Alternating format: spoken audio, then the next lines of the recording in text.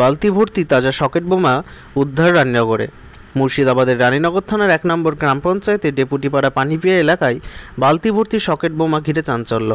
ঘটনার খবর পেয়ে ঘটনাস্থলে আসেন রানীনগর থানার পুলিশ। তবে কে বা কারা বোমাগুলি কী উদ্দেশ্যে এই জায়গায় রেখেছিল তার তদন্ত করছে রানীনগর থানার পুলিশ। আপনি কি জানেন? আমরা বাড়িতে রান্না বান্না করছিলাম, স্কুল বাচ্চাদেরকে থুইতে যাব, সেই মুহূর্তে শুনছি যে আমাদের বাড়ির পাশে বা পাশের জমিতে কান্ঠে বম পাওয়া গেছে। এটুকুই শুনলাম। কটার দিকে সেটা? সে বেলা 10টা হবে। তারপরে হচ্ছে পুলিশ এসেছিল তো? হ্যাঁ, পুলিশ এসেছিল এক গাড়ি।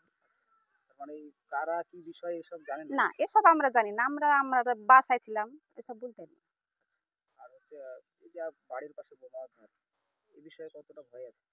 খুবই ভয়ে আছি, কারণ সবারই তো বাচ্চা কাচ্চা আছে, নিজেদেরও ক্ষতি হতে পারে, বাচ্চাদেরও হতে পারে, ছাগল মুরগিরও হতে পারে। আমরা সবাই আতঙ্কিত আছি।